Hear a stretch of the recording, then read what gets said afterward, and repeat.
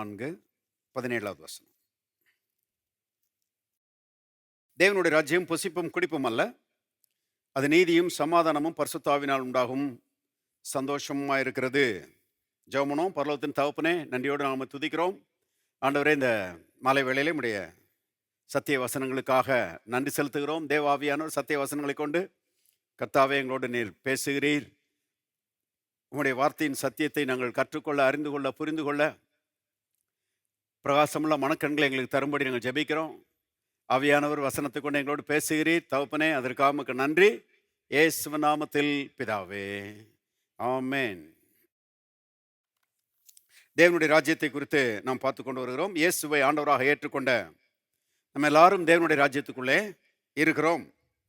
தேவன் நம்முடைய ராஜாவாக இருக்கிறார். நம்மை போஷிக்கிறார், நம்மை பாதுகாக்கிறார், நம்மை பராமரிக்கிறார், நம்மை வழி நடத்துகிறார். நம்முடைய எதிர்காலம் ஒளிமயமான எதிர்காலம். இருக்கிறீங்களா? இருந்தால் ஒரு ஆமென் சொல்லுங்க. பாருங்க, கிறிஸ்துவுக்குள்ளே இருக்கிற நம்முடைய எதிர்காலம் ஒளிமயமான எதிர்காலம் என்று வேதம் சொல்கிறது. மனம் திரும்பாத மனிதர்கள் பாருங்க, எல்லாருமே இருண்ட எதிர்காலத்துக்கு நேராக போய்கொண்டிருக்கிறார்கள். அதை போல ஒரு சாபம் வேற எதுவும் கிடையாது. பாருங்க, படிச்சிருக்கலாம், பெரிய பணக்காரங்களாக இருக்கலாம், அந்தஸ்து மிக்கவர்களாக இருக்கலாம், ஆனால் மனம் திரும்பலை, ரட்சிக்கப்படலை அப்படின்னா பாருங்க, பயங்கரமான ஒரு பின்னடைவின் வாழ்க்கையை அவர் வாழ்ந்து கொண்டிருக்கிறார்கள். அவங்களுடைய எதிர்காலம் இருண்ட எதிர்காலம் என்று வேதம் திட்டமாய் போதிக்கிறது. அவருடைய வாழ்க்கை நாளுக்கு நாள் மோசமாகிக்கொண்டே போகும். ஏன்னா அவங்க மனம் திரும்பலை, பாவத்தை விட்டு வெளியே வரல, பிசாசுனுடைய கரத்திலிருந்து அவங்க மீட்கப்படலை. ஆகவே அவர்களுக்கு நல்ல எதிர்காலம் இல்லை என்று வேதம் திட்டமாய் போதிக்கிறது. திருப்புங்க ஏசாயாவின் புஸ்தகம், ஏசாயா 60வது அதிகாரம், ஏசாயா 60, 1, 2 வசனங்களை பாருங்க. எழும்பி பிரகாசி, உன் ஒளி வந்தது, கர்த்தருடைய மகிமை உன்மேல் உதித்தது. எப்படி சொல்லப்பட்டிருக்கு பாருங்க. எழும்பி பிரகாசி, உன் ஒளி வந்தது, வரப்போகுதுன்னு போடல, உன் ஒளி வந்தது. யாருக்கு? நமக்கு, ரட்சிக்கப்பட்ட தேவனுடைய பிள்ளைகளுக்கு. பாருங்க, ஒளி வந்தது, கர்த்தருடைய மகிமை உன்மேல் உதித்தது. உதிக்க போகுதுன்னு போடல, உதித்தது. ரட்சிக்கப்பட்டீங்களா? பாக்கியவான்களா மாறிட்டீங்க. ரட்சிக்கப்பட்டீங்களா? பாருங்க, இயேசு உங்க உள்ளத்துக்குள்ள வந்துட்டாரு. ரட்சிக்கப்பட்டீங்களா? ஒளி வந்துருச்சு. ரட்சிக்கப்பட்டீங்களா? பிரகாசமா அடைந்து விட்டீர்கள். ரட்சிக்கப்பட்டீங்களா? இருட்டு ஓடி போயிடுச்சு. ரட்சிக்கப்பட்டீங்களா? சாபம் ஒளிஞ்சு போயிடுச்சு. இருக்கிறீங்களா? பாருங்க, கர்த்தருடைய மகிமை உன்மேல் உதித்தது. அப்புறம் பாருங்க, இதோ இருள் பூமியையும் காரிருள் ஜனங்களையும் மூடும். அதாவது உலக மக்களுக்கும் ரட்சிக்கப்பட்ட நமக்கும் உள்ள வித்தியாசத்தை தேவ ஆவியானவர் இங்கே எழுதி வைத்திருக்கிறதை நாம் பார்க்கிறோம். இருள் பூமியையும் காரிருள் ஜனங்களையும் மூடும். பாருங்க, இருள் காரிருள், டார்க்னஸ் க்ரோஸ் டார்க்னஸ். அதாவது அவங்களுடைய வாழ்க்கை எப்படின்னா போக போக அதிகப்படியான அந்தகாரத்துக்குள்ள போய் கொண்டிருக்கிறது. இருள் பூமியையும் காரிருள் ஜனங்களையும் மூடும். ஆனாலும், எல்லாரும் சொல்லுங்க, ஆனாலும். ஆனாலும்ன்ற வார்த்தை ரொம்ப முக்கியம் பாருங்க. It's a game changer. தலைவீதியவே என்ன செய்யறது, மாற்றுகிற ஒரு வார்த்தை. ஆனாலும் உன்மேல் கர்த்தர் உதிப்பார், அவருடைய மகிமை உன்மேல் காணப்படும். பாருங்க, உலக மனுஷர்களுடைய நிலைமை வேற, நம்ம நிலைமை வேற. அவங்க கீழே கீழே கீழே கீழே போயிட்டு இருக்கிறாங்க, நம்ம மேலே மேலே மேலே போய்கொண்டிருக்கிறோம். அவங்க இருட்டுக்குள்ள இருட்டுக்குள்ள இருட்டுக்குள்ள அதிகமாக அதற்குள்ள போய்கொண்டிருக்கிறார்கள். நாம பிரகாசத்தின் மேலே பிரகாசம் அடைந்து கொண்டே வருகிறோம்.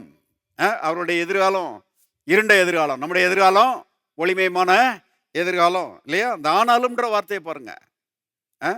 சில வசனங்கள் அதை குறித்து நான் வாசித்து காண்பிக்க விரும்புகிறேன். ஆனாலும்ன்ற வார்த்தை ரொம்ப முக்கியம். கர்த்தர் அதை மாற்றி இருக்கிறாரு. நம்ம தளபதியை கர்த்தர் இருக்கிறாரு, மாற்றி இருக்கிறார். ஆனாலும் கர்த்தர் உண்மையில் என்ன செய்வார், உதிப்பார் என்று வாசிக்கிறோம் இல்லையா? இப்போ ஆனாலும்ன்ற வார்த்தை எவ்வளோ முக்கியமான வார்த்தை என்பதை ஒரு சில வசனங்கள் மூலமாக காண்பிக்க விரும்புகிறேன். ஆதியாகமத்தின் புஸ்தகத்துக்கு போங்க. ஆதியாகமம் 6ஆம் அதிகாரம்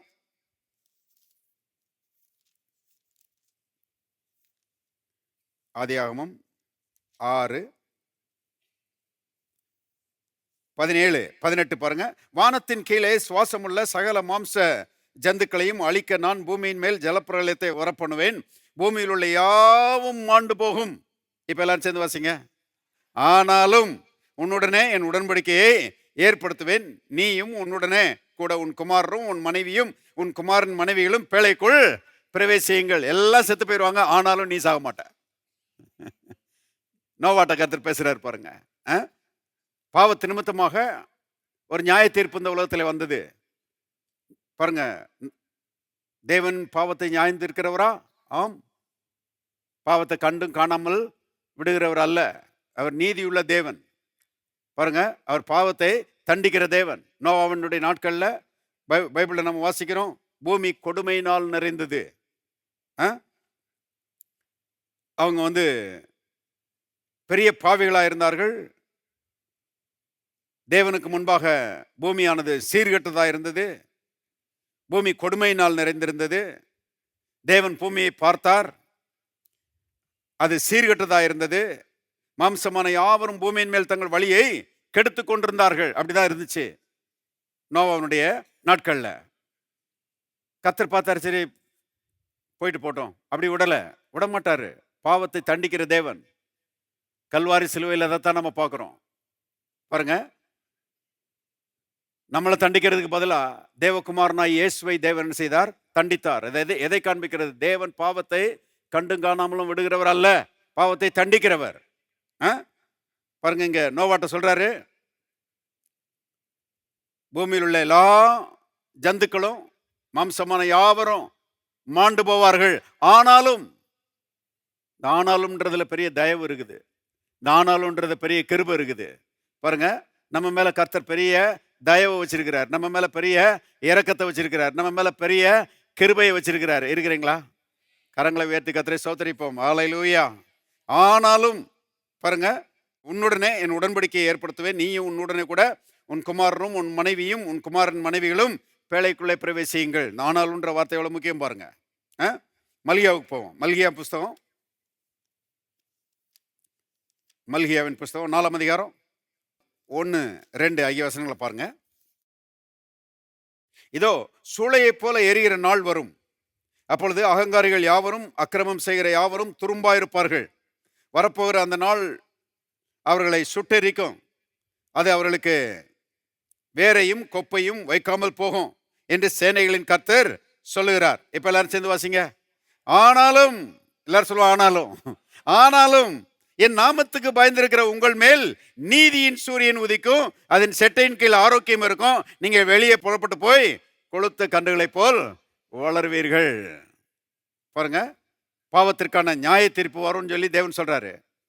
ஆனாலும் உண்மையில்னா கர்த்தர் மேல நம்பிக்கை வச்சிருக்கிற ஓ மேல, கர்த்தர் மேல விசுவாசம் வச்சிருக்கிற ஓ மேல ஒரு தயவு இருக்குது, ஓ மேல ஒரு இரக்கம் இருக்குது, ஓ மேல நீதியின் சூரியன் உதிக்கும், அதன் செட்டையின் கீழ் ஆரோக்கியம் இருக்கும். வெளியே புறப்பட்டு சென்று கொளுத்த கன்றுகளைப் போல் வளருவீர்கள் என்று தேவன் சொல்கிறார். எது நம்மை விசேஷம் உள்ளவர்களாக மாற்றுகிறது? யோசித்து பாருங்க. கிறிஸ்துவின் கல்வாரி. கர்த்தர் இடையில வந்துட்டாரு. நம்ம மேல வர வேண்டிய தண்டனைலாம் அவரே ஏற்றுக்கொண்டாரு பாருங்க. தண்டனை அவருக்கு, மன்னிப்பு நமக்கு. தண்டனை அவருக்கு, விடுதலை நமக்கு. தண்டனை அவருக்கு, ஆசீர்வாதம் நமக்கு. ஆனாலும்ன்றத வார்த்தைக்குள்ள அவ்வளவு இருக்குது பாருங்க. அது தேவனுடைய கிருபையை காண்பிக்கிற ஒரு வார்த்தையாக இருக்கிறது. திருப்புங்க யோவான் சுவிசேஷம், யோவான் 16:33 பாருங்க. யோவான் 16:33. என்னிடத்தில் உங்களுக்கு சமாதானம் உண்டாயிருக்கும் பொருட்டவைகளை உங்களுக்கு சொன்னேன், உலகத்தில் உங்களுக்கு உபத்திரவம் உண்டு. எல்லாரும் சேர்ந்து வாசிங்க. ஆனாலும் திடன் கொள்ளுங்கள், நான் உலகத்தை. ஆனாலும்ன்ற வார்த்தை எவ்வளவு முக்கியம் பாருங்க. சிலர் இந்த வாக்கியத்தை மட்டும் பிடிச்சுக்கிடுவாங்க. உலகத்தில் உபத்திரவம் உண்டுன்னு சொல்லிட்டார் பிரதர். ஆண்டவரே சொல்லிட்டார் உலகத்தில் உங்களுக்கு உபத்திரவம் உண்டுன்னு சொல்லி. அப்ப நீங்க உபத்திரத்துக்குள்ள போறீங்களா? உபத்திரவம் தான் உங்க தலையெழுத்துன்னு நம்ப போறீங்களா? கவனிங்க, கர்த்தர் சொல்றார், உலகத்திலே உபத்திரவங்கள் உண்டு, ஆனாலும் திடன் கொள்ளுங்கள், நான் உலகத்தை ஜெயிச்சேன். நான் ஜெயிச்சதுனால நீங்களும் ஜெயிப்பீங்க. என்னுடைய ஜெயம் உங்களுடைய ஜெயம். தோற்று போக மாட்டீங்க. இருக்கிறீங்களா? தோல்வியே கிடையாது நமக்கு. ஏன்னா ஆனாலும் என்கிற அந்த வார்த்தைக்குள்ள தேவ கிருபை நமக்கு கொடுக்கப்படுகிறது. அதனால தான் பாருங்க, கரெக்டாக பிடிக்கணும் வசனங்களை. வசனங்களை தப்பாக பிடிச்சிக்கிட்டு பாருங்க, ஆனாலும்ன்ற வார்த்தையை தப்பாக போட்டுறக்கூடாது. ஒரு குரூப் இப்படி போட்டாங்க பாருங்க, ஆனாலும்ன்ற வார்த்தையை. திருப்போம் எண்ணாகமத்தின் புஸ்தகம் 13ஆம் அதிகாரம்.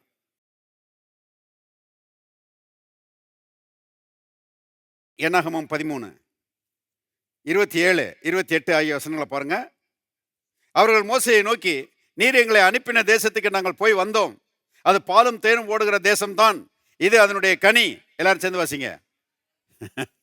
ஆனாலும் அந்த தேசத்தின் குடியிருக்கிற ஜனங்கள் பலவான்கள், பட்டணங்கள் அரணிப்பானவைகளும் மிகவும் பெரியவளுமா இருக்கிறது. அங்கே ஏனாக்கின் குமாரரையும் கண்டோம். ஆனாலும்ன்ற வார்த்தையை தப்பா போட்டாங்க. அது விசுவாசத்துக்கு ஏதுவா போடணும். கவனிங்க, உலகத்துல பிரச்சனை இருக்குது ஆனாலும் அப்படின்னு போடணுமே ஒழிய, கர்த்தர் நல்ல தேசத்தை கொடுத்திருக்கிறாரு ஆனாலும் சொல்லி அவிசுவாசத்தில் ஆனாலும் போட்டாங்க பாருங்க. அது பெரிய பிரச்சனையில முடிஞ்சு போச்சு. தோற்று போனார்கள் என்று நாம பார்க்கிறோம். ஆகவே பாருங்க, ஏசாயா 60வது அதிகாரத்தில் நம்ம பார்த்தது போல, இருள் ஜனங்களையும் காரிருள்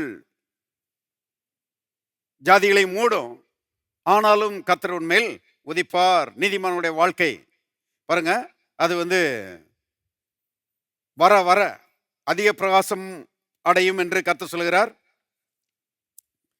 உலகத்தில் பாருங்க, மக்கள் தங்களுடைய கட்சி ஜெயிச்சிருச்சுன்னா என்ன சொல்றாங்க? எங்க சூரியன் உதிச்சிருச்சுன்றாங்க.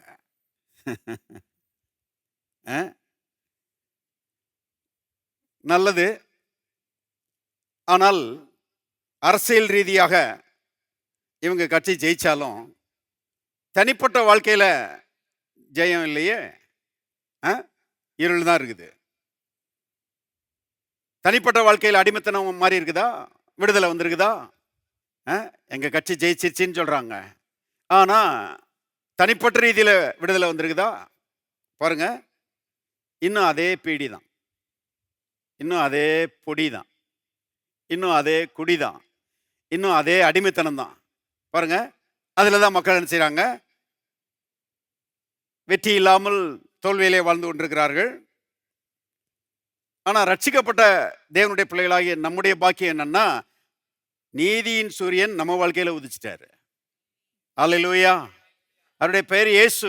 ஆனாலும் கர்த்தருடைய நாமத்துக்கு பயந்திருக்கிற உங்கள் மேல் நீதியின் சூரியன் உதிக்கும், அதன் செட்டையின் கீழே ஆரோக்கியம் இருக்கும். பாருங்க, இந்த கர்த்தர் அந்த உலகத்துல வந்த போது சொன்னார் பாருங்க, நான் உலகத்துக்கு ஒளியா இருக்கிறேன்.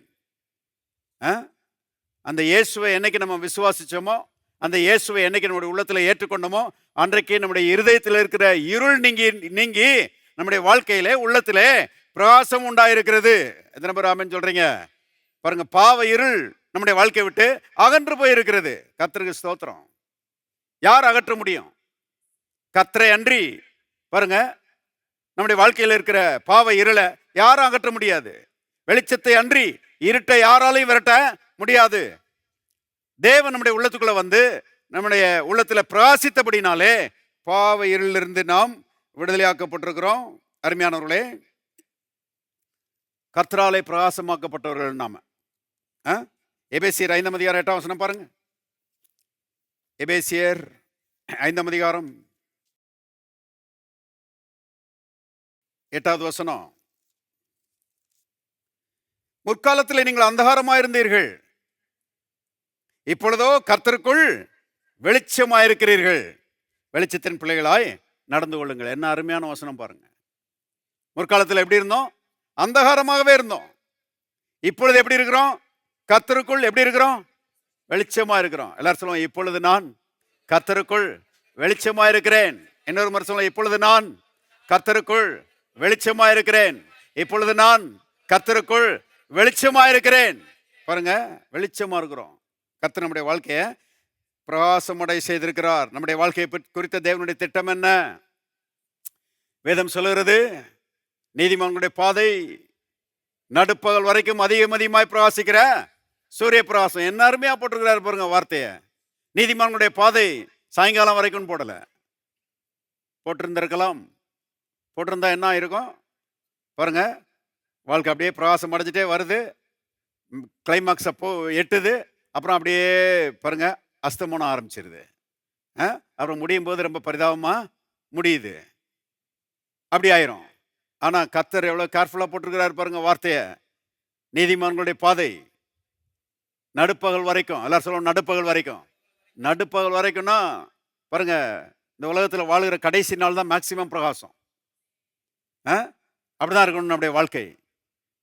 அஸ்தமனமே கிடையாது, நமக்கு பின்னடைவே கிடையாது, தோல்வியே கிடையாது. பாருங்க, நாளுக்கு நாள் முன்னேற்றம். இருக்கிறீங்களா? பாருங்க, தாவீது வர வர பலத்தான் என்று எழுதப்பட்டிருக்கிறது. தாவீது நாளுக்கு நாள் விருத்தி அடைந்தான் என்று எழுதப்பட்டிருக்கிறது. தாவீதினுடைய தேவன் தான் நம்முடைய தேவன். நாமும் நாளுக்கு நாள் பலத்து கொண்டே போவதுதான் தேவனுடைய சித்தம். நாளுக்கு நாள் பிரகாசம் அடைந்து கொண்டே போவதுதான் தேவனுடைய சித்தம். நாளுக்கு நாள் விருத்தி அடைந்து கொண்டே போவதுதான் தேவனுடைய சித்தம். 2025 வரப்போகுது. எப்படி இருக்கும் நம்முடைய வாழ்க்கை? ஜோரா இருக்கும். ஹல்லேலூயா. எல்லாரும் கரங்களை தட்டி கர்த்தரை ஸ்தோத்திரிப்போம். ஹல்லேலூயா. மற்றவங்களுக்கு எப்படி இருக்குதோ தெரியாது, 2025 நமக்கு ரொம்ப நல்லா இருக்கும். கடந்த வருஷங்களை பார்க்கலாம், வரப்போகிற வருஷம் இன்னும் ரொம்ப நல்லா இருக்கும். பாருங்க, ஆகவே we are always going forward. எப்போதும் முன்னால போகிற ஆட்கள் தான் நாம. சிலர் கேட்குறாங்க, எப்போ பார்த்தாலும் முன்னேற்றம் தானா அப்படின்னு கேட்குறாங்க. ஆமாம், ஆம், ஆம், ஆமேன்.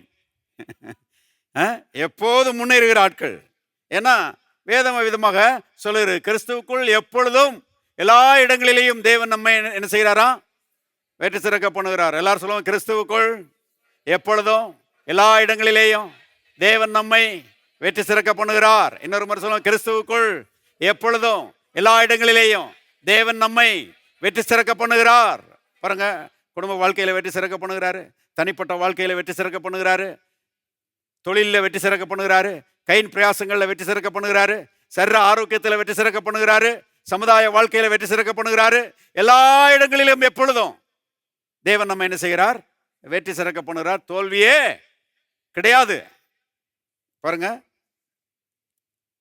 அதுதான் நம்மை குறித்து தேவன் வைத்திருக்கிற சித்தமாய் இருக்கிறது. நாம் தேவனுடைய ராஜ்யத்துக்குள்ள இருக்கிறோம், கிறிஸ்துவுக்குள்ள இருக்கிறோம்.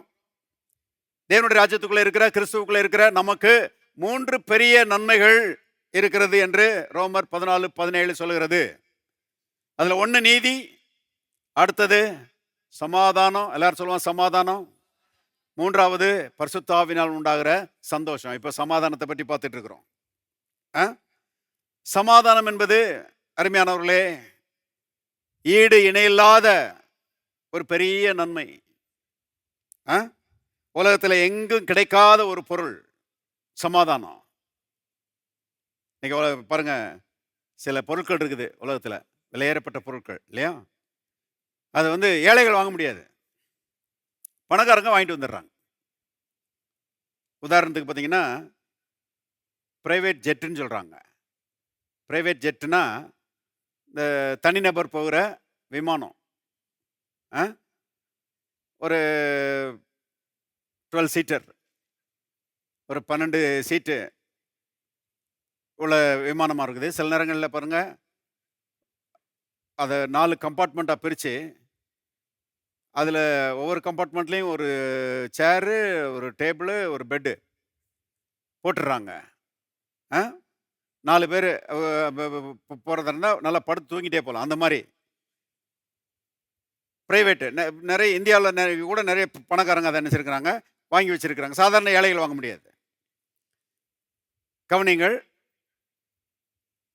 ரொம்ப விலையேறப்பட்ட பொருளாக இருந்தால் ஏழைகள் வாங்க முடியல, பணக்காரன் போய் வாங்கிட்டு வந்துடுறான். ஆனால் சமாதானத்தை பணக்காரனும் வாங்க முடியாது. இருக்கிறீங்களா? இல்லை, நிறைய பணம் இருக்குது, நான் பிரைவேட் ஜெட்டெல்லாம் வாங்கிட்டேன். பிரைவேட் ஜெட்டை நீ வாங்கலாம், ஆனால் சமாதானத்தை நீ என்ன செய்ய முடியாது? வாங்க முடியாது. சமாதானம் அது இறைவன் கொடுக்கிற ஒரு பொருள், தேவனிடத்தில் இருக்கிற ஒரு பொருள். அது இயேசுவை விசுவாசிக்கிறவர்களுக்கு தேவன் இலவசமாக கொடுக்கிறாரு. இருக்கிறீங்களா? விலையேறப்பட்டது.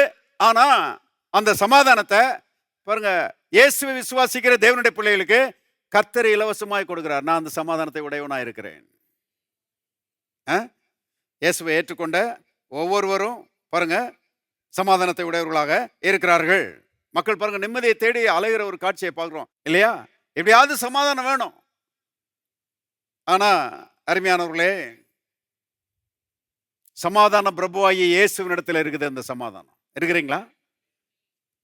பாருங்க, பெரிய பாஸ்டர் அருமையா அடிக்கடி சொல்லுவாரு, நீ தேடும் நிம்மதி இயேசுவின் இடத்துல உண்டு. பாருங்க, இது அடிக்கடி சொல்லணும். பாருங்க, நம்ம சந்திக்கிற ஆட்கள்கிட்ட எல்லாம் சொல்லணும். சும்மா போட்டு விடுங்க காதுல, நீ தேடுகிற நிம்மதி இயேசுவின் இடத்துல உண்டு அப்படின்னு சொன்னா அது இன்னைக்கு இல்லைன்னா என்னைக்காவது வேலை செய்யும். கவனிங்க, சமாதான பிரபுவாகி இயேசுவின் இடத்துல இருக்கிறது அந்த சமாதானம். மனுஷனுடைய உள்ளம் ஏங்கி தவிக்கிற அந்த தேவ சமாதானத்தை இறைவன் இயேசு கொடுக்கிறார். இயேசுவை அன்றி சமாதானத்துக்கு வேற வழியே கிடையாது வென்று வேதம் திட்டமாய் போதிக்கிறது. நானே வழியும் சத்தியமும் ஜீவனுமா இருக்கிறேன். நான் தான் வழி. எதுக்கியா? சமாதானத்தை பெற்றுக்கொள்வதற்கு நான் தான் வழி. வேற எந்த வழியிலையும் நீ சமாதானத்தை பெற்றுக்கொள்ள முடியாது. ஏசாயா 9:6 நம்ம வாசிக்கிறோம், நமக்கு ஒரு பாலகன் பிறந்தார். கிறிஸ்துமஸ் நாட்கள்ல இருக்கிறோம் இல்லையா? ரொம்ப முக்கியமான வசனம். உலகமெங்கும் பேசப்படுகிற ஒரு முக்கியமான வசனம் பாருங்க. நமக்கு ஒரு பாலகன் பிறந்தார், நமக்கு ஒரு குமாரன் கொடுக்கப்பட்டார், கர்த்தத்துவம் அவர் தோளின் மேல் இருக்கும், அவர் நாமம் அதிசயமானவர், ஆலோசனை கர்த்தா, வல்லமையுள்ள தேவன், நித்திய பிதா, அப்புறம் சமாதான பிரபு. அவருடைய நாமம் சமாதான பிரபு. சமாதானம் என்பது அருமையானவர் அவரிடத்துல ஏராளம் இருக்கிறது. அவருடைய கண்ட்ரோல்ல இருக்குது. சமாதான பிரின்ஸ் ஆஃப் பீஸ் என்று ஆங்கிலத்தில் வருகிறது. அப்படின்னா சமாதானம் அவருடைய கண்ட்ரோல்ல இருக்குதுன்னு அர்த்தம். அவர் அதுக்கு ராஜாவா இருக்கிறாரு. பழைய ஏற்பாட்டில் பார்த்தீங்கன்னா யோசேப்பு இருந்தான் இல்லையா? பஞ்சகாலம் வரப்போகுதுன்னு சொல்லி தேவன் அவனுக்கு காண்பித்ததுனால அவன் என்ன பண்ணான்? பெரிய பெரிய கிட்டங்கிகளை எகிப்து தேசம் முழுவதும் கட்டி நன்றாய் விளைந்த இந்த தானியத்தை பாருங்க, மூட்டை மூட்டையா மூட்டை மூட்டையா மூட்டை மூட்டையா கணக்கிலடங்காத அளவுக்கு எல்லா கிட்டங்கிகளிலும் சேர்த்து வைத்தான். பஞ்சம் ஆரம்பிச்சிச்சு. ஜனங்க வந்து தானியத்துக்காக யோசேப்பினிடத்தில் வந்தார்கள்.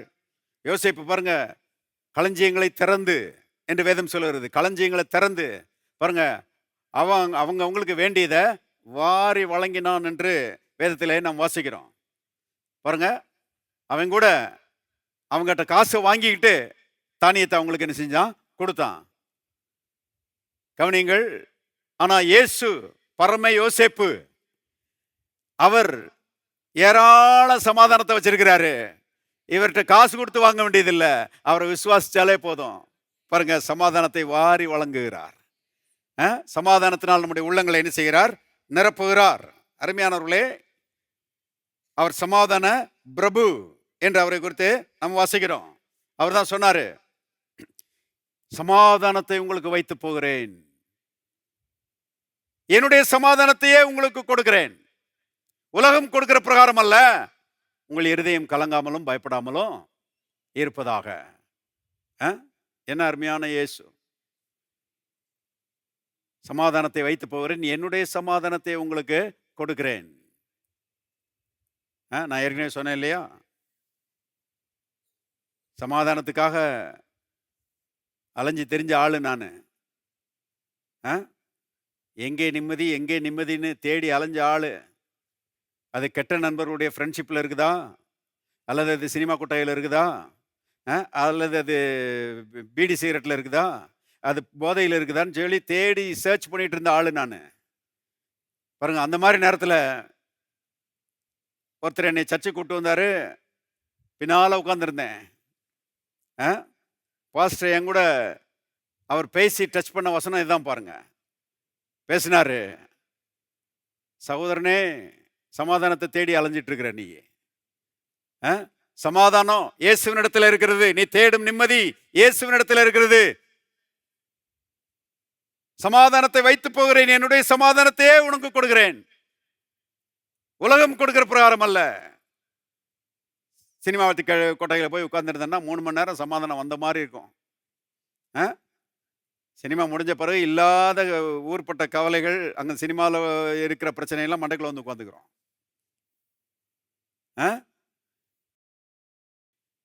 இருக்கிற நிம்மதியும் போயிடும். அதுதான் உலகம் கொடுக்கிற சமாதானம். ஆனா நான் கொடுக்கிற சமாதானம், இயேசு கொடுக்கிற சமாதானம் உன்னை விட்டு நீங்கவே நீங்காது. நான் கொடுக்கிற இந்த சமாதானம் உனக்கு வேணும்னா நீ என்னைய உள்ளத்துல ஏற்றுக்கொள்ள வேண்டும், என்னை விசுவாசிக்க வேண்டும் அப்படின்னு சொல்லி பாருங்க. பாஸ்டர் வந்து அன்னைக்கு பிரசங்கத்துல சொன்னாரு, இயேசுவே என் கூட டைரக்டா பேசுற மாதிரி இருந்துச்சு. நான் வந்து சிரம் தாழ்த்தி, ஏசப்பா உள்ளத்துக்குள்ள வாங்க, கடந்த காலத்தில் நான் செய்த தவறுகளை மன்னிங்க, என்னை உங்களுடைய பிள்ளையா ஏற்றுக்கொள்ளுங்கன்னு சொல்லி பாருங்க, என்னை தாழ்த்தி அவருக்கு ஒரு அழைப்பு கொடுத்தேன். இயேசு உள்ளத்துக்குள்ள வந்தாரு. அருமையானவர்களே, ஆச்சரியத்திலேயும் ஆச்சரியம், அந்த சமாதானத்தை நான் கண்டடைந்தேன். உள்ள வரும்போது வெறுமையோட வந்தேன், வெளியே போகும்போது நிறைவோட போறேன். உள்ளம் சமாதானத்தினால நிரம்பி விட்டது. ஏதோ ஒரு குதூகலம், ஏதோ ஒரு இனம் புரியாத சந்தோஷம் பாருங்க உள்ளத்துக்குள்ளே அப்படியே பொங்கிக் கொண்டே இருப்பதை நான் உணர்ந்தேன். அருமையானவர்களே, சினிமா மற்ற காரியங்கள்லாம் தூக்கி எரிஞ்சிட்டேன். இன்னைக்கு அதுலேருந்து அதை தூக்கி எரிஞ்சிட்டு அதுலேருந்து விடுதலை ஆகிறதுக்கு இன்னைக்கு மக்கள் படாத பாடுபடுறாங்க. ஆனால் உண்மையாக கர்த்தருடைய மீட்பையும் ரட்சிப்பையும் சமாதானத்தையும் பெற்றுக்கொண்டவர்கள், அவங்களுக்கு இதெல்லாம் தூக்கி எறியது ரொம்ப ஈஸி. எத்தனை பேர் ஆமென் சொல்றீங்க? மெய்யான சமாதானம் வந்த பிறகு பொய்யான சமாதானத்தை எதுக்கு நான் நாடி போனோம்? பொய்யான சமாதானத்தை ஏன் நாடி போறாங்கன்னா மெய்யான சமாதானம் இல்லை, அதான் பிரச்சனை. கர்த்தருக்கு ஸ்தோத்திரம். இந்த மெய் சமாதானத்தை உள்ளத்துக்குள்ள தந்த மாத்திரத்தில் அதெல்லாம் வேணான்னு சொல்லி உதறிட்டேன். அருமையானவர்களே, ஓடி போயிடுச்சு. கர்த்தர் கொடுக்கிற சமாதானம் அன்னைக்கு இருந்து இன்னைக்கு வரைக்கும் பெருகி கொண்டே இருக்கிறது. அல்லேலூயா. பாருங்க, தேவன் அருமையானவர்களை நம்மை சமாதானத்தினாலே நிரப்புகிறார். ஒரு ஆளு மனநல வைத்தியற்ற வந்தானா, தெரியும், சைக்காட்ரிஸ்ட், அந்த சைக்காட்ரிக் டாக்டர். அவர்கிட்ட வந்தாராம். வந்த உடனே கேட்டாராம், ஐயா எனக்கு மனசுல நிம்மதி இல்லை, எனக்கு நிம்மதியை பெற்றுக்கொள்வதற்கு வழி சொல்லுங்க அப்படின்னு கேட்டானா. அப்ப இந்த மனநல வைத்தியர் வந்து சொன்னாராம், தம்பி சில புஸ்தகங்களை நான் உனக்கு தர்றேன், அதை போய் படிச்சுட்டு வா. நல்ல நல்ல புஸ்தகங்கள், நல்ல கருத்துக்கள் அடங்கிய நல்ல புஸ்தகங்கள் எல்லாத்தையும் படிச்சுட்டு வா. அவன் மனசுல இருக்கிற கவலைகள்லாம் தீர்ந்து நிம்மதி உண்டாகும் அப்படின்னு சொல்லி சொன்னாராம். இவன் போனானா, வேக வேகமாக எல்லாத்தையும் படித்தானா, படிச்சுட்டு அத்தனை புஸ்தகத்தையும் திரும்ப கொண்டு வந்துட்டானா. எல்லா புஸ்தகத்தையும் படிச்சுட்டேன், ஆனால் மனசில் நிம்மதி வரலையா டாக்டர் ஐயா, வேற ஏதாவது வழி இருக்குதா அப்படின்னு சொல்லி கேட்டானா. இன்னொரு வழியை சொன்னாராம், ஒரு 15 நாள் இன்ப சுற்றுலா போப்பா. இன்ப சுற்றுலா நீங்கள் போடுறாங்க இல்லையா, போய் பல இடங்களை பார்த்துட்டு வா, மைண்ட் ஃப்ரீ ஆகும், அப்போ நிம்மதி கிடைக்கும் அப்படின்னு சொன்னாராம். இவன் போனானா, 15 நாள் இன்ப சுற்றுலாவுக்கு போயிட்டு வந்துட்டு சொன்னானா, போயிட்டு வந்துட்டேன் ஐயா, பல இடங்களை பார்த்தேன், உண்மைதான், எல்லாம் நல்லா தான் இருந்துச்சு, ஆனால் நிம்மதி இல்லையா, நான் தேடுற நிம்மதி சுற்றுலா எனக்கு கொடுக்கல அப்படின்னு சொல்லி சொன்னானா டாக்டர்கிட்ட. டாக்டர் இன்னொரு வழியை சொன்னாராம், நம்ம ஊரில் ஒரு சர்க்கஸ் நடக்குது, அங்கே ஒரு கோமாளி இருக்கிறான். அந்த கோமாளி சிரிக்காதவங்களையும் சிரிக்க வச்சிருவான். போய் அந்த சர்க்கஸில் உட்காந்து அந்த கோமாளி பண்ணுகிற வித்தையெல்லாம் பாரு, மனம் விட்டு சிரி, சமாதானம் வந்துடும் அப்படின்னு சொல்லி சொன்னாரான் டாக்டர். இவன் சொன்னானா, அந்த கோமாளி தான் நான்.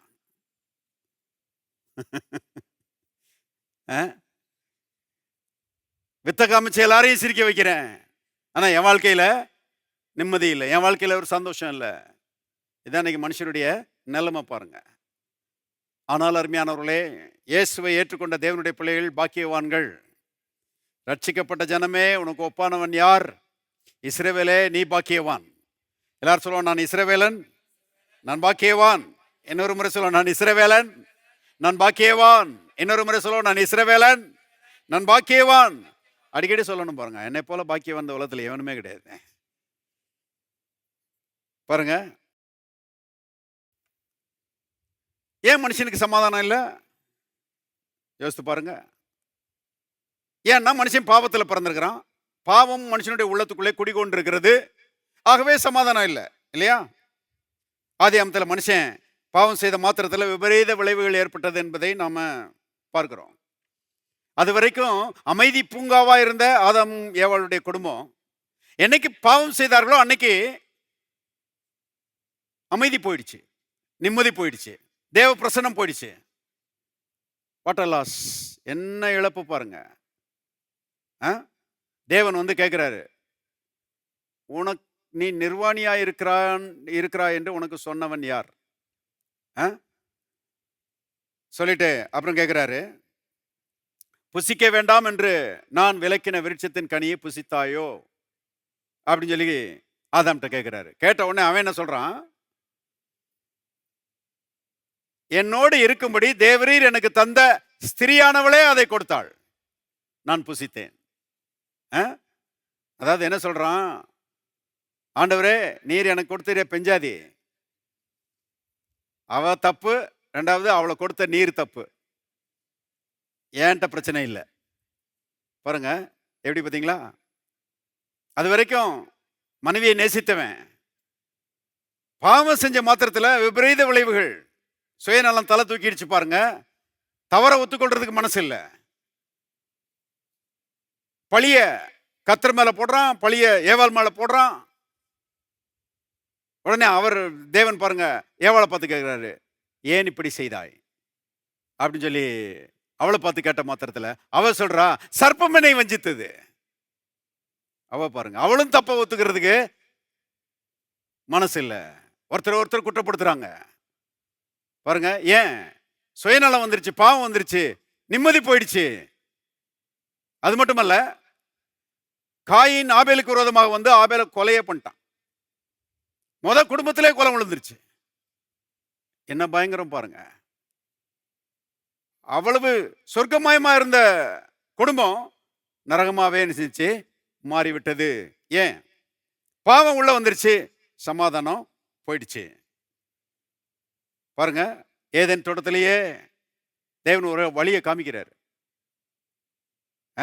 இந்த பாவத்தை நீக்கி மனுஷனுக்கு தற்காலிகமாக மன்னிப்பு கொடுத்து அவனை ஆசீர்வாதத்துக்குள்ள கொண்டு வரும்படி, சமாதானத்தில் கொண்டு வரும்படி தேவன் ஒரு நடவடிக்கை எடுக்கிறார். கவனிங்க, என்ன நடவடிக்கை? குற்றமில்லாத மிருகத்தை பிடிக்கிறாரு, பிடிச்சு அதை அடிக்கிறாரு, அதனுடைய ரத்தத்தை சிந்தி பாருங்க.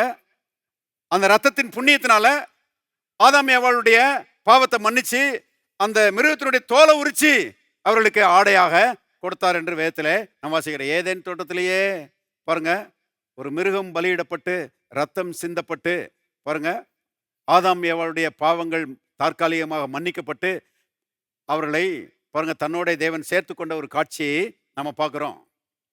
கவனிங்கள், ஒரு பாடத்தை கற்றுக் கொடுக்கிறாரு. பாவம் செய்தது நீ, தண்டிக்கப்பட்டது குற்றமில்லாத மிருகம். ரத்தம் சிந்த வேண்டியது நீ, ரத்தம் சிந்தினது உனக்காக ரத்தம் சிந்தினது குற்றமில்லாத மிருகம். சாக வேண்டியது நீ, செத்தது குற்றமில்லாத மிருகம். அக்கினியிலே தகனிக்கப்பட வேண்டியது நீ, ஏன்னா நீ தான் பாவம் செஞ்சிருக்கிற. ஆனா அக்கினியிலே தகனிக்கப்பட்டது குற்றமில்லாத மிருகம். குற்றமில்லாத மிருகத்தினுடைய புண்ணியத்தினால பொழைச்சு போ அப்படின்னு சொல்லி கர்த்தர் வந்து கிருபையா ஆதாமை ஏவாளையும் பாருங்க மன்னிக்கிறதை நாம் பார்க்கிறோம். ஆசீர்வாதத்துக்குள்ளே அவர்களை கொண்டு வருகிறதை பார்க்கிறோம். சமாதானத்துக்குள்ளே கொண்டு வருகிறதை நாம் பார்க்கிறோம். அங்கேயே அறிவிச்சிட்டார், குற்றமில்லாத மாசற்ற ஆட்டுக்குட்டியாகிய இயேசு கிறிஸ்து இந்த உலகத்திலே மனிதர்களுக்காக வரப்போகிறார் என்பதை பாருங்க, ஏதேன் தோட்டத்திலேயே அறிவிச்சிட்டாரு. எல்லாரும் சொல்லுவோம், இயேசு கிறிஸ்து குற்றமில்லாத மாசற்ற ஆட்டுக்குட்டி. இன்னொரு முறை சொல்லுவோம், குற்றமில்லாத மாசற்ற ஆட்டுக்குட்டி ஆகிய இயேசு கிறிஸ்து. அவர் தான் இயேசு கிறிஸ்து. பாருங்க,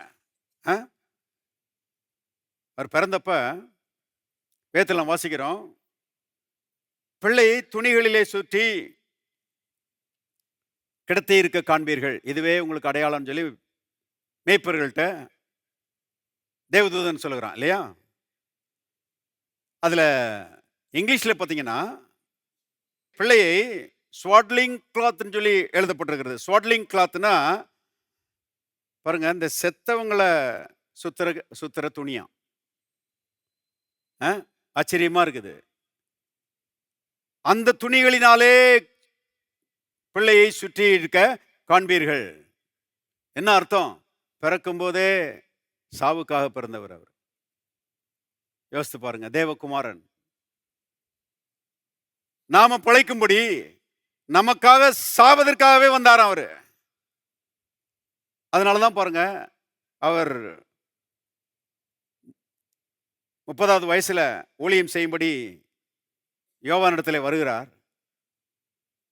யோவான் ஸ்நானகன் அவரை பார்க்கிறான். பார்த்தபோது அவனுக்குள்ள ஒரு வெளிப்பாடு. பாருங்க, வெளிப்பாடு இல்லைன்னா வேற மாதிரி சொல்லியிருப்பான். இதோ தேவனால் அனுப்பப்பட்டவர் வர்றாரு அப்படின்னு சொல்லியிருப்பான்.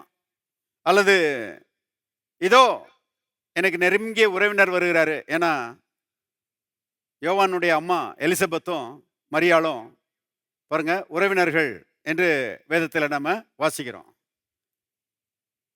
மரியாள் கர்ப்பவதியான பிறகு எலிசபெத்தை, மலைநாட்டில் இருக்கிற எலிசபெத்தை தேடி போனான்னு சொல்லி வேதத்தில் நம்ம வாசிக்கிறோம். அவங்க 2 பேரும் ரிலேட்டிவ்ஸ். ஆகவே யோவான் வெளிப்பாடு இல்லைன்னா இதோ எனக்கு நெருங்கிய உறவினர் வருகிறார் அப்படின்னு சொல்லியிருப்பான். தீர்க்கதரிசி வருகிறார் அப்படின்னு சொல்லியிருப்பான். என்னென்னமோ சொல்லியிருக்கலாம். என்ன சொன்னான் தெரியுமா? இதோ உலகத்தின் பாவத்தை சுமந்து தீர்க்கிற தேவாட்டுக்குட்டி இயேசு கிறிஸ்து. எல்லாரும் சொல்லுவோம், உலகத்தின் பாவத்தை சுமந்து தீர்க்கிற தேவாட்டுக்குட்டி.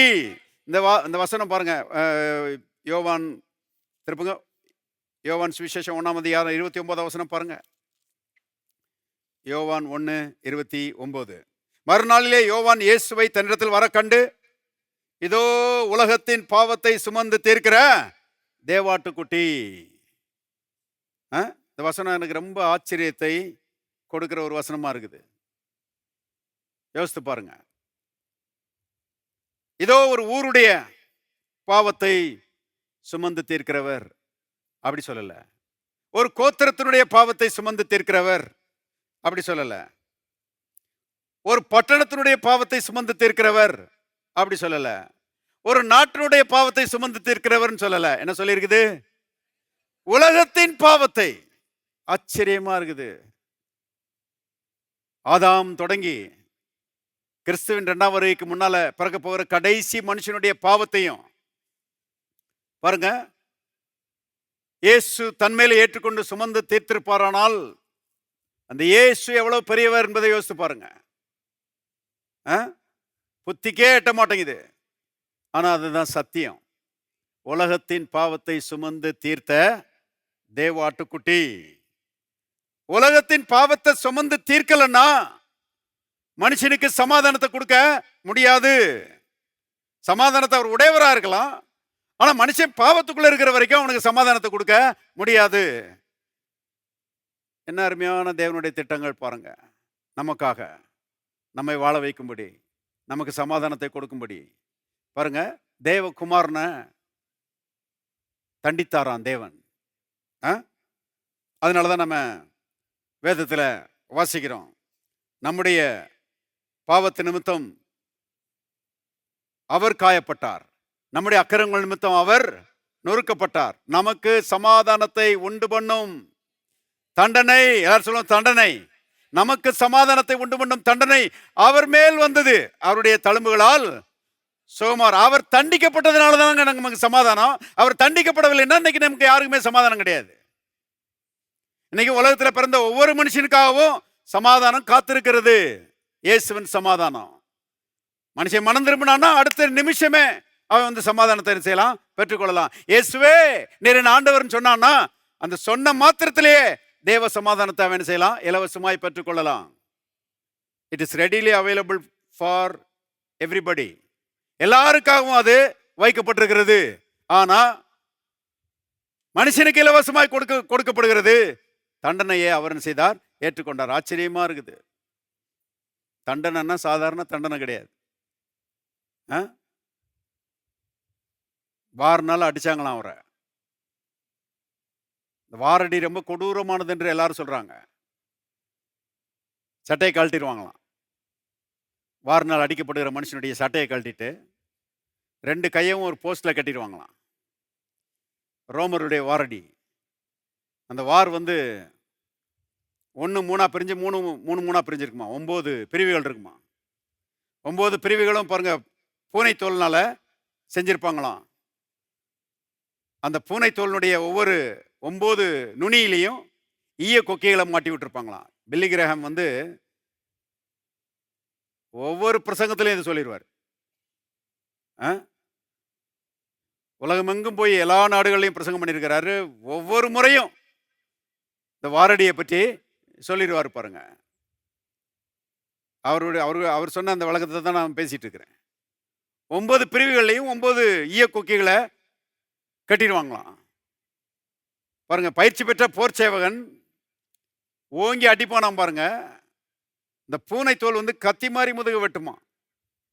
அந்த ஈய கொக்கிகள் போய் அப்படியே முதுகுல பதிஞ்சுக்கிறமா.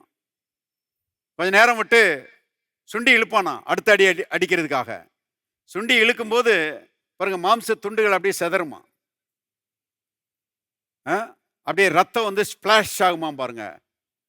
ஆகவே வாரனால் அடிக்கப்படுகிற இடம் கசாப்பு கடை மாதிரியே இருக்குமா. இயேசு 39 முறை நமக்காக அடிக்கப்பட்டார். நமக்கு சமாதானத்தை உண்டு பண்ணும் தண்டனை அவர் மீது வந்தது.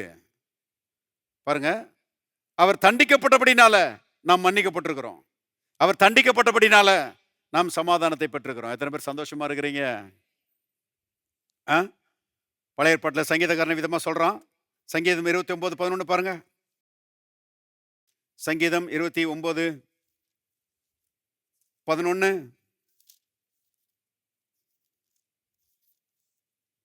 கர்த்தர் தமது ஜனத்திற்கு பலன் கொடுப்பார். கர்த்தர் தமது ஜனத்திற்கு, எல்லாரும் சேர்ந்து வாசிங்க, சமாதானம் அருளி அவர்களை ஆசீர்வதிப்பார். சமாதானம் அருளி அவர்களை ஆசீர்வதிப்பார் அப்படின்னு சொல்லி பாருங்க, தன்னுடைய எதிர்காலத்தில் தேவன் செய்ய போறாருங்கிற ஒரு சத்தியத்தை சொல்றான். ஆனா இன்னைக்கு நாம தேவன் தம்முடைய ஜனத்துக்கு சமாதானம் அருளி அவர்களை ஆசீர்வதிப்பார்னு சொல்ல வேண்டிய அவசியம் இல்லை. சமாதானம் அருளிட்டார். சங்கீதக்காரன் எதிர்பார்த்து சொல்லுகிறான். நாம பாருங்க கல்வாரிக்கு பிறகு இருக்கிறோம். அவன் கல்வாரி எதிர்பார்த்து சொல்லுகிறான். அருமையானவர்களே, அந்த தேவ சமாதானத்தை இயேசு நம்முடைய உள்ளங்களிலே தந்திருக்கிறார். இன்னைக்கு நாம ஒவ்வொருவரும், எத்தனை பேர் இயேசுவை ஏற்றுக்கொண்டிருக்கிறீங்க? இயேசுவை ஏற்றுக்கொண்ட ஒவ்வொருவரும் அந்த தேவ சமாதானத்தை உடையவர்களாக இருக்கிறோம். எவ்வளவு நன்றியா இருக்கணும் யோசித்து பாருங்க. தேவ சமாதானத்துக்காக எவ்வளவு நன்றியா இருக்கணும். நம்ம எவ்வளவு ரூபா கொடுத்தாலும் கிடைக்க முடியாத சமாதானத்தை, தேவ சமாதானத்தை, இனம் புரியாத சமாதானத்தை, புத்தி கெட்டாத சமாதானத்தை இலவசமா தேவன் தந்திருக்கிறாரு. காலையில எந்திரிச்ச உடனே ஆண்டவரே இந்த சமாதானத்துக்காக நமக்கு நன்றி. சின்ன சின்ன நன்மைகளுக்கு நம்ம நன்றி சொல்லுகிறோம் இல்லையா? நான் ஸ்கூல்ல படிச்சுட்டு இருக்கும்போது பாருங்க, யாராவது ஒரு வாத்தியார் எனக்கு ஏதாவது ஒரு நன்மை செஞ்சிட்டாருன்னா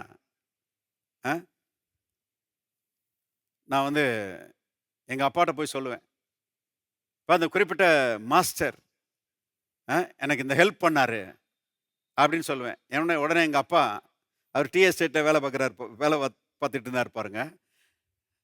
அவர் உடனே, நீ லீவ் முடிஞ்சு போகும்போது அந்த எக்ஸ்போர்ட் டீ, அதாவது இந்த ஃபாரினுக்கு அனுப்புகிறாங்களே அந்த டீ தூள், அதில் ஒரு 1/2 கிலோ நான் உனக்கு வாங்கி தர்றேன்னு அவர்கிட்ட கொண்டு போய் கொடுத்துருந்தேன். நானும் அதை வாங்கி கொண்டு போய் அவர்கிட்ட கொடுப்பேன். ஏன்னா, அவர் அவ்வளோ ஒரு ஒரு நன்மை செஞ்சுட்டாரு எனக்கு. எப்படியும் நம்ம நன்றியை தெரிவிக்க வேணாமா? அப்படின்னு சொல்லி கொண்டு போய் கொடுப்பேன். எனக்கு ஒரு நண்பன் இருந்தான் பாருங்க, மதுரையில காலேஜில நான் படிச்சுட்டு இருக்கும்போது. என் கிளாஸ்மேட் ஒருத்தன். ஆ அவன் பாருங்க என்னைய சில நேரங்கள்ல வீட்டுக்கு கூட்டு போவான். எல்லா பசங்களும் கூட மாட்டாங்க. நான் ஹாஸ்டல்ல படிச்ச பையன். அதனால அவன் சொல்லுவான், "டேய் இன்னைக்கு எங்க வீட்டுக்கு வா" அப்படிம்பான். சரி, அவன் கொஞ்சம் இயேசுவை ஏற்றுக்கொண்ட பையன். பாருங்க, சரி போவோம்ன்னு சொல்லி அவன் வீட்டுக்கு போவேன். அவன் வீட்டுக்கு போனா அவங்க அம்மாவும் நல்லா என்னைய ரிசீவ் பண்ணி, பாருங்க நல்லா அன்பா விசாரிப்பாங்க. விசாரிச்சு அவங்க வீட்ல இருக்கிற நல்ல சாப்பாடு எனக்கு குடுப்பாங்க. அ நான் வீட்ல போய் தங்கி இருந்திருக்கிறேன், சாப்பிட்டுருக்கிறேன். இத போய் எங்க அப்பாட்ட ஒரு நாள் சொன்னேன் பாருங்க. உடனே எங்க அப்பா, "நீ இன்னைக்கு இந்த வாட்டி நீ போம்போது நல்ல மலை தேன் இருக்குது. அ அத ஒரு பாட்டில் கொண்டு போய் அவங்களுக்கு குடுத்துரும்பாரு." என்னன்னா, ஏதாவது ஒருத்தவங்க நமக்கு நன்மை செஞ்சுட்டாங்கன்னா, அந்த நன்றிய எப்படியாவது என்ன செய்றோம்? வெளிப்படுத்துறோம். இருக்கிறீங்களா? இருந்தா ஒரு ஆமென் சொல்லுங்க. அ இயேசு எவ்வளவு பெரிய நன்மை செஞ்சிருக்கிறார் நமக்கு. அ நமக்கு வர வேண்டிய தண்டனையெல்லாம் ஏற்றுக்கொண்டு, அவர் தண்டிக்கப்பட்டு, தேவனுடைய அந்த மாபெரும் சமாதானத்த உள்ளத்துல இலவசமா தந்திருக்கிறாரு. ஆண்டவரே, கடைசி மூச்சு இருக்கிற வரைக்கும் உம்மை துதிக்காம இருக்க மாட்டேன் நானு. இருக்கிறீங்களா? பாருங்க, கர்த்தருக்கு எவ்வளவு நன்றி உள்ளவர்களாய் நாம் இருக்க வேண்டும் என்பதை யோசிச்சு பாருங்க. இப்போ கர்த்தருக்கு நம்ம செய்யற பெரிய நன்றி கடன் என்னன்னா, இந்த சமாதானத்தை மற்றவங்களுக்கு என்ன செய்யணுமா? அறிவிக்கணுமா? அதுக்கு தான் இந்த காஸ்பல் மீட்டிங்லாம் நடத்துறோம். பாவம் மன்னிக்கப்பட்டு ஒரு மனுஷன் இயேசுவை விசுவாசி ஏற்றுக்கொள்ளும்போது, பாருங்க அவன் தேவ சமாதானத்தை பெற்றுக்கொள்கிறான். ஒருவேளை நமக்கு தெரியாம இருக்கலாம். அ அது 2 பேரா கூட இருக்கலாம், அல்லது 5 பேரா இருக்கலாம். சுவிசேஷ கூட்டத்துல. ஆனா, வேதம் சொல்லுகிறது, மனம் திரும்புகிற ஒரே பாவி நிமித்தம் பரலோகத்திலே மிகுந்த சந்தோஷம் உண்டாயிருக்கும் என்று எழுதப்பட்டிருக்கு. ஒரு மனுஷன் மனம் திரும்பினானா, அது பரலோகத்துக்கு பெரிய சந்தோஷமா. ஏன்? சமாதானத்தை பெற்றுக்கொள்கிறான், பாவம் மன்னிக்கப்படுகிறது, நரகத்திலிருந்து மீட்கப்படுகிறான், பிசாசுடைய கரத்திலிருந்து மீட்கப்படுகிறான், மனுஷன் தேவனுடைய பிள்ளையா மாறுறான். இதை போல பரலோகத்துக்கு சந்தோஷமான விஷயம் எதுவுமே கிடையாது. இந்த சமாதானத்தை அருமையான மற்றவர்களுக்கு நாம் அறிவிக்கிற மனிதர்களாய், விசுவாசிகளாய் நம்ம இருக்கணும். அதான் நான் சொன்னேன் இல்லையா? அவனுக்கு விளங்குதோ விளங்கலையோ போட்டுறணும் காதுல. நீ தேடும் நிம்மதி இயேசு தருகிறார். உன் பாவத்தை அவர் மன்னிக்கிறவரா இருக்கிறார். உன்னை தண்டிக்க மாட்டாரு. உன்னை அழிச்சு போடுகிறவர் அல்ல அவரு. உன்னை ரட்சிக்கிறவரு, உன்னை மன்னிக்கிறவரு, உன்னை ஆசீர்வதிக்கிறவரு, நீ தேடுகிற நிம்மதியை உனக்கு கொடுக்கிறவர் சொல்லி பாருங்க. இந்த சமாதானத்தை அறிவிக்கிறவர்களாக நாம் இருக்க வேண்டும்.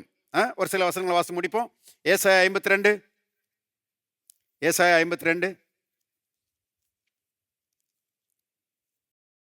7ஆம் வசனம் பாருங்க.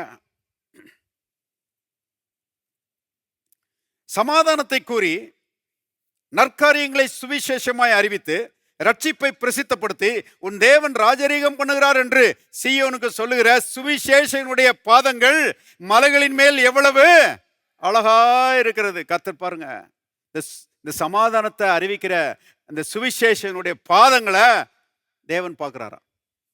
பார்த்துட்டு அவனுடைய பாதங்கள் எவ்வளவு அழகா இருக்கிறது. ஏன்னா அவன் சொல்லுகிற சத்தியம், அவன் சொல்லுகிற செய்தி அது அவ்வளவு பிரமாதமான செய்தி.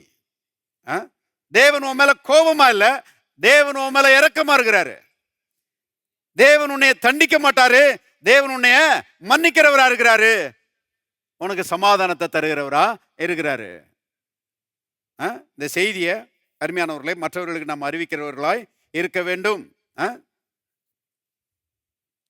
தெற்கு பகுதியெல்லாம் போனீங்கன்னா அங்க நிறைய கிறிஸ்தவர்கள் இருக்கிறாங்க. இந்த திருநெல்வேலி சைடெல்லாம் அவங்க சுவிசேஷத்தை அறிவிக்கிறது கொஞ்சம் வித்தியாசமா இருக்குன்றாரு பெரிய பாஸ்டர். சில ஆட்கள் சொல்லுவாங்களாம், இன்று மரித்தால் நீ எங்கே போவாய்? இது ஒரு சுவிசேஷம். அவங்க ஊர்ல பனங்காடு நிறைய இருக்குது பாருங்க. இந்த பனை ஏரிகள் நிறைய இருப்பாங்க. பதினி இறக்குறது, நொங்கு வெட்டுறது, அந்த வேலையெல்லாம் செய்கிறவங்க. சில ஆட்கள் பாருங்க, பனை ஏறிட்டு இருக்கும்போது இங்க கீழே இருந்து சுவிசேஷம், ஏ பனை ஏறியே இன்று மரித்தால் நீ எங்கே போவாய். பாவம், அவனே பயந்து பயந்து பனையில ஏறிட்டு இருக்கிறான். அவனை பார்த்து இன்று மரித்தால் நீ எங்கே போவான்னா, யாருடா இவன் அவசகனமா எதையோ சொல்லிட்டு இருக்கிறானே, நான் எங்க போனா உனக்கு என்ன போயாமா இல்லையா? சுவிசேஷத்தை சொல்லணும். கர்த்தர் உன்னைய தண்டிக்கிறவர் அல்ல, கர்த்தர் உன்னை மன்னிக்கிறவர். கர்த்தர் உன் மேல கோபமா இல்ல, உன் மேல இரக்கமா இருக்கிறாரு, உன் மேல கிருபையா இருக்கிறாரு, உன் மேல அன்பா இருக்கிறாரு, உனக்கு நன்மை செய்வாரு. சொல்லலாமா சொல்ல முடியாதாங்க? பாருங்க, இதுதான் சின்ன லெவல்ல கூட இந்த சண்டே ஸ்கூல் பிள்ளைகளை கூப்பிட்டு வச்சு சொல்லணும். இதெல்லாம் நமக்கு தெரிஞ்சதை சொல்லணும். நான் அப்படிதான் ஆரம்பிச்சேன். ரொம்ப தெரியாது, ஆனா தெரிஞ்சதை நல்லா சொல்லணும் பிள்ளைகளுக்கு அப்படின்னு சொல்லி ஆரம்பிச்சு செஞ்சுக்கிட்டே வந்தேன். பாருங்க, இன்னைக்கு ஆச்சரியமான அருமையான ஒரு உயர்வை கர்த்தர் எனக்கு கொடுத்துருக்கிறாரு. அற்பமான ஆரம்பத்தின் நாளை யார் அசட்டை பண்ணலாம்? சிட்டி பஸ்ஸில் ஏறி ஓடுவேன் பாருங்க, ஓடி ஸ்டாப்பில் இறங்கி நடந்து ஓடுவேன். ஒரு கிலோமீட்டர் உள்ளே போய் அங்கே சும்மா சேரி பிள்ளைகள் கொஞ்சம் பேர் இருப்பாங்க, அவங்கள கூப்பிட்டு இந்த இயேசுவை பற்றி சொல்லுவேன். சண்டே ஸ்கூல் ஒவ்வொரு வாரமும் எடுப்பேன். நான் எப்படியாவது சொல்லணும். நற்காரியங்களை சுவிசேஷமாய் அறிவிக்கனுடைய பாதங்கள் எவ்வளவு அழகாய் இருக்கிறது. ஏற்ற பலனை கர்த்தர் செய்கிறார், தருகிறவராய் இருக்கிறார். பாருங்க, தேவன் சொன்னாரு. திருப்புங்க மத்தேயு 10 சீஷர்களை பார்த்து என்ன சொல்றாரு பாருங்க. 12-13 வசனங்களை பாருங்க. ஒரு வீட்டுக்குள் பிரவேசிக்கும் போது அதை வாழ்த்துங்கள். அந்த வீடு பாத்திரமாயிருந்தால் நீங்கள் கூறின சமாதானம் அவர்கள் மேல் வரக்கடவது, அபாத்திரமாயிருந்தால் நீங்கள் கூறின சமாதானம் உங்களிடத்திற்கு திரும்ப கடவுது. ஒரு வீட்டுக்குள்ள போனீங்கன்னா என்ன சொல்லணும்? சமாதானம் உண்டாவதாகன்னு சொல்லணும். ஏன்னா நீங்க சொன்னீங்கன்னா அந்த சமாதானத்தை தேவன் செய்யறாரு, சிருஷ்டித்து கொடுக்கிறாராம். பைபிள்ல போட்டிருக்குது. ஏசாயா 52ஆம் அதிகாரத்தில் எழுதப்பட்டிருக்கிறது பாருங்க. சமாதானம் சமாதானம் என்று கூறுகிற உதடுகளின் பலனை சிருஷ்டிக்கிறேன்.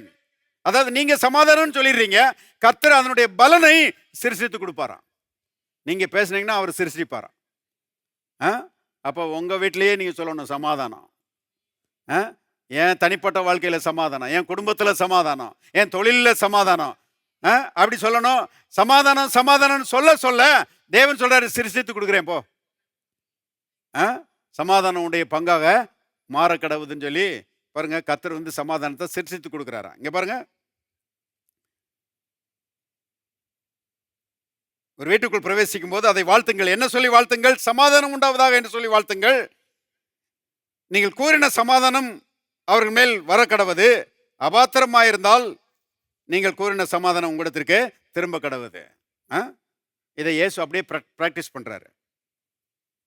உயிர்த்தெழுந்த இயேசு வர்றாரு, சீஷர்களை சந்திக்கிறாரு இல்லையா? சீஷர்லாம் என்ன பண்றாங்க? கதவை பூட்டிட்டு உள்ள இருக்கிறாங்க, பயந்துட்டு கிடக்குறாங்க.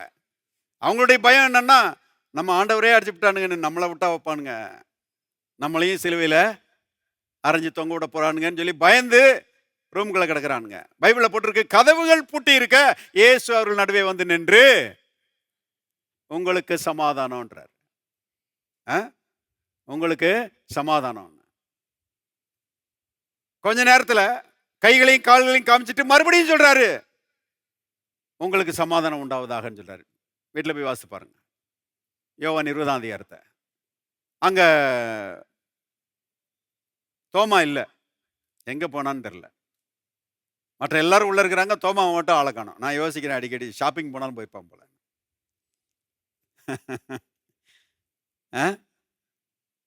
தோமா திரும்பி வந்த உடனே சீஷரெல்லாம் சொல்றாங்க, கர்த்தரை கண்டோம். ஏன் சொல்றான்?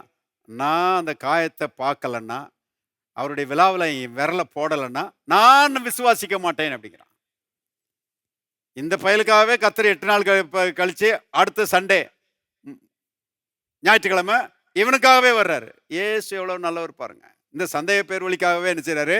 வர்றாரு. சந்தேக பேர் வழின்னு தூக்கி எரிஞ்சிடுறது இல்லை, உதறி விட்டுறது இல்லை, போய் தொலைன்னு சந்தேகப்படுறான். ஆனாலும் அவன் சந்தேகத்தை நிவர்த்தி பண்ணும்படி மறுபடியும் உயிர்த்தெழுந்த இயேசு, வானத்தையும் பூமியும் உண்டாக்கின தேவன், மறுபடியும் வர்றாரு. வந்து தோமாவுக்கு தன்னை காண்பிக்கிறதுக்கு முன்னால சொல்றது உங்களுக்கு சமாதானம் தான் சொல்றாரு. வந்த உடனே உங்களுக்கு சமாதானம். எல்லாரும் சொல்லுவோம் எங்களுக்கு சமாதானம். இன்னொரு முறை சொல்லுவோம் எங்களுக்கு சமாதானம். இன்னொரு முறை சொல்லுவோம் எங்களுக்கு சமாதானம். நமக்கு சமாதானத்தை கொடுக்கிறவர் தான் நம்முடைய சமாதான பிரபுவாகிய இயேசு. ரட்சிப்பின் மூலமாக இந்த சமாதானத்தை நாம் உடையவர்களாக இருக்கிறோம். இந்த சமாதானத்தை மற்றவர்களுக்கும் அறிவிக்க கடனாளிகளாக இருக்கிறோம். எவ்வளோ அதிகமாய் நம்ம இந்த சமாதானத்தை மற்றவர்களுக்கு அறிவிக்கிறோமோ அவ்வளோ அதிகமாய் தேவன் நம்ம என்ன செய்வார்? ஆசீர்வதிப்பார். இருக்கிறீங்களா? எல்லாம் தயவு செய்து எழுந்து நிற்போம். Thank you Lord. பரலோகத்தின் தகப்பனே, நன்றியோடு நாங்கள் துதிக்கிறோம். ஆண்டவரே, இயேசுவை நாங்கள் நோக்கி பார்க்கிறோம். எங்களுக்கு சமாதானத்தை உண்டு பண்ணும் தண்டனை இயேசுவின் மீது வந்தது என்று எழுதியிருக்கிறபடி கர்த்தாவே, எங்களுக்காக இயேசு தண்டிக்கப்பட்டீர், எங்களுக்காக அடிக்கப்பட்டீர், எங்களுக்காக நொறுக்கப்பட்டீர், எங்களுக்காக காயப்பட்டீர். உம்முடைய பாடுகள் விலையேறப்பட்ட தேவ சமாதானத்தை எங்களுடைய உள்ளங்களிலே தந்திருக்கிறபடியால் நன்றி செலுத்துகிறோம். இந்த சமாதானம் நாளுக்கு நாள் பெருகட்டும் ஆண்டவரே. இந்த சமாதானத்தை நாங்கள் உணர்கிறவர்களா இருக்க, இந்த சமாதானத்தை நாங்கள் அனுபவிக்கிறவர்களா இருக்க, இந்த சமாதானத்தை அறிவிக்கிறவர்களா இருக்க எங்களுக்கு உதவி செய்யும்படி நாங்கள் ஜெபிக்கிறோம். மற்றவர்களுக்கு இந்த சமாதானத்தை கொடுக்கிறவர்களா இருக்க எங்களுக்கு உதவி செய்யும். சமாதானம் இல்லாத மக்களுக்கு கர்த்தாவே இந்த சமாதானத்தின் வழியை அறிவிக்க எங்களுக்கு உதவி செய்வீராக. எஜமானர் செய்கிறீர் தகப்பனே. உம்முடைய சமாதானம் எங்களுடைய வாழ்க்கையில நிரம்பி வழியும்படி நான் ஜெபிக்கிறேன். விதமாக செய்கிறபடியால் உமக்கு ஸ்தோத்திரம். இயேசுவின் நாமத்தில் பிதாவே, ஆமென்.